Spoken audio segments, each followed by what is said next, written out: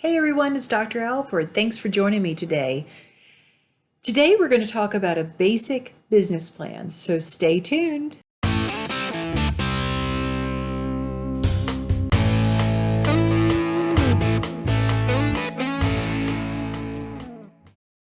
Hey entrepreneur, thanks again for joining me today. We're going to talk about how to write a business plan today. So I'd encourage you to get a notebook or a piece of paper so you can write each of these down to help you as you formulate your business. Also, if you have any questions or comments, feel free to leave them below. I'm happy to answer them for you. Let me ask you a question before we get started. Are you living someone else's dream? Are you excited about making things for somebody else?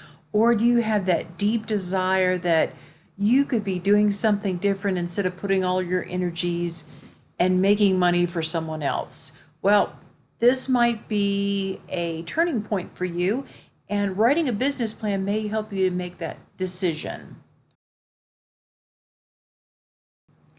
So if you're excited about starting your own business, click the like button. Feel free to subscribe so you don't miss any upcoming new videos on being an entrepreneur, starting a business, or any other tools and techniques. So let's get started. The first two items on the list are pretty straightforward and pretty basic. But if you're writing a business plan, you're going to have to think these things through, as well as if you ever borrow money to start a business or start products or whatever, you are going to need some of these defining pieces of information. The first one is a company name. You've got to come up with and develop a company name. Now that may be different than a brand name. Say if you have a overarching company name and then you develop brands under that, that's one thing. The second thing is a company address. So you want to consider where you're setting up shop, or if you're going to have a different mailing address like a P.O. box and those kind of things. Number 3, what type of business are you planning on starting? And what that means is there are several different types of business that you can start. One is a sole proprietorship. 2 would be a partnership. 3 would be a corporation.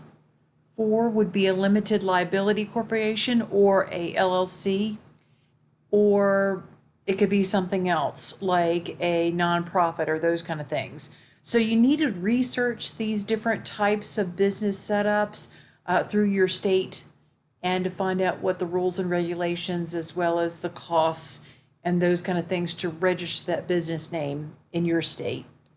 Number 4, what are the goals of the company? You need to write out any kind of short-term goals as well as long-term goals. And what I mean by that is you're starting a business, you're starting a restaurant. Let's just use that as an example. And your short-term goals are to establish where you're going to have this restaurant, what kind of renovations that you have to make in a building, or are you building a separate building. Long-term goals would be more like how much you plan on making each year based on the previous months of being in business. So long-term goals can also mean establishing the business and then in 5 years I'd like to sell it. So you need to think about different types of short-term and long-term goals.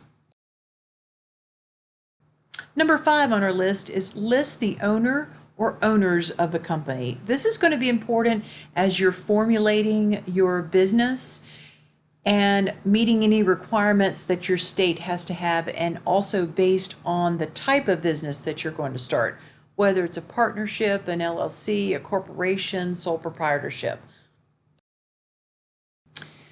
Number 6, so next to each owner, you're going to describe each of their training and experience in relationship to the company. Meaning, what do they bring to the table that will be beneficial? Do they have experience in running a company? Do they have experience in that product? Do they have experience in accounting or whatever the case is? So you want to be able to write all those down and write the information out to the side of each owner. And this, again, this is important for you to look at it on a piece of paper and to figure out Maybe there's some gaps. Maybe you're going to need some help in certain areas. So this is important to write down.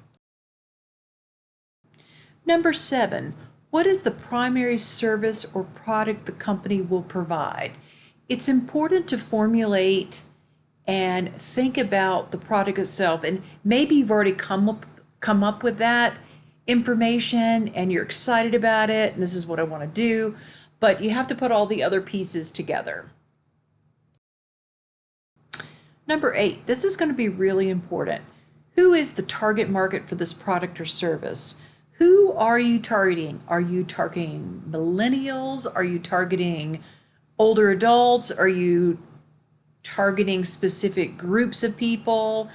There's a lot of information that you need to think about when you're thinking about the target market.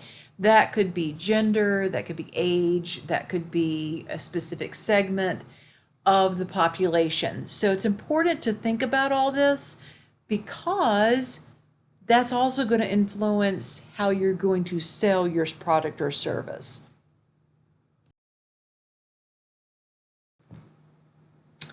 Number 9 goes hand in hand with number 8. How do you plan on obtaining customers? Please describe this. Are you going after individuals? Are you doing social media? Are you doing print advertising? Are you going through Chamber of Commerce in your local area? You got to think of a lot of different venues or ways of contacting customers. This could also be trade shows or local shows, like if you're selling a specific craft item, maybe you want to do craft shows. So you've got to think about how to do this, as well as make sure you also have a website set up, which is also going to lead into our advertising strategies. So think about how you're going to get these customers. Number 10, what is the pricing approach of the company for its product or services? The thing you want to think about is pricing. Now, I've seen other people on YouTube talking about pricing and pricing your products. You need to have clarity on how to price your items. Meaning, for instance, if you sell wholesale, you're more than likely just going to have one markup. But maybe you're going to do wholesale and retail. So you're going to have to think about how you're pricing those products and including a wholesale markup as well as a retail markup. And there's a lot that goes into that, in particular, the pricing approach. And it depends on the type of item, whether it's a product or service, what the demand is, how many competitors are out there. There's a lot of things that you need to look at, especially when you're dealing with the pricing, and make sure you get the right terminology. I saw someone on YouTube, this has been a while back, and she was talking about, she was getting confused about what is wholesale and retail. So make sure you know the correct terminology and markups and those kind of things. Also, you're going to include any kind of overhead and expenses. You want to calculate that into the pricing so that you're able to start recouping some of the money that's going out. Okay, moving right along. Number 11, which is what is the advertising strategies for the company for that product or service, or products, plural, or services. This goes hand in hand with number 9, how you're obtaining customers and clients. Are you doing cold calling? Are you doing advertising as far as publications on Google? Are you doing Facebook? Are you doing Instagram? What are you doing to attract those customers or that group of customers? Are you going through the Chamber of Commerce? Are you doing print ads through magazines?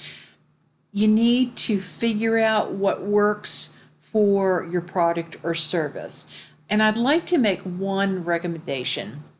As you're starting your business, this is just words of wisdom. Some things that you may not be good at, and you can't be good at all these different things, especially if you're developing products or those kind of things. It'll just be a lot. And I have found there's certain things that I could probably do, but I'd rather farm them out to somebody who's an expert. For instance, We have a CPA that handles our payroll, that handles all of our tax stuff, because I don't want to keep up with it. So if there's areas that you're looking at on this business plan that you don't think you're going to be really good at, I would suggest looking for those who might be able to help you with it. Okay, number 12. Who are your competitors? You need to list all of them, whether it's online, whether it's local. You've got to think about your competitors. This is not necessarily bad, but this will also help you define any kind of niche in the market for your product or service that maybe is not being offered by your competitors. So you want to think about that and write all that information down, put your thoughts down. If they are a physical store or a restaurant, go and visit them. Have dinner there. Think about what they have and what they don't have. There's lots of angles that you can take to be successful at your business. However, don't be naive in thinking that, oh, my product is so much different than everybody else that I have no competitors. Well, that may or may not be true. So you want to make sure you're thinking everything through thoroughly. Okay, we're almost done. If you're excited about this video and you're learning a lot, please click the like button. Leave your comments below if you have any questions. Also, check out a link below to my website. I've got a free copy of a business plan. The one that is online on my website is actually a lot more detailed. There's like, I think 28 or 29 items that you will need to think about and go through when you're starting a business. But I am happy to hear from you. If you have any other suggestions that you'd like me to do on a video on this channel for being an entrepreneur, let me know. Leave them in the comments below. Also, I'd like to know, what kind of business are you thinking about starting? I would love to hear. Please leave that in the comments below. Okay, number 13, create a SWOT analysis of the company. So you're asking yourself, what in the heck is a SWOT? Okay, SWOT stands for strengths, weaknesses, opportunities, and threats. You're going to at least list a couple for each one, at least 1 or 2 items, maybe 3 or 4 for each of these items. In addition, you also might want to think about a SWOT analysis for the business owners as well, yourself as well as maybe a partner, whoever is working with you in this business. A SWOT analysis will help you identify especially areas of weakness or threats that you may need to think about. Again, this is not necessarily bad, but this is important for you to think through. So a SWOT analysis again means strengths, weaknesses, opportunities, or threats. Number 14, and we're just about done here. Do you have any outside suppliers or vendors? You're going to need to make a list of those folks. I would keep them in a great safe contact area. Like, you're going to need their names, their business names, any context specifically to that business, address, phone number. Those kind of pieces of information are going to be very meaningful for you in the long run. And that is whether you're developing a product and you need all these different supplies to make your product, or are you shipping stuff out? So maybe you need a supplier for shipping different things. If you own a restaurant, who are your suppliers for all the different foods that you're going to provide, like the basics? Are you doing farm to table? Do you have different groups of folks that you're working with? Vendors and suppliers also may mean your contacts to help you with marketing, or do you have someone that's going to help you with the finances of the company and accounting, those kind of things. So make sure you have a full list of suppliers or vendors that are going to be coordinating with your company. Thanks again for joining me today. Please leave your comments or questions below. Click the like button if you're excited about starting your business. Click the subscribe button if you're interested in any upcoming videos about being an entrepreneur. Also, check out the links below. I've got a full version of the business plan on my website. And there's some additional resources listed in the comments below as well. Look forward to seeing you again. Have a great day.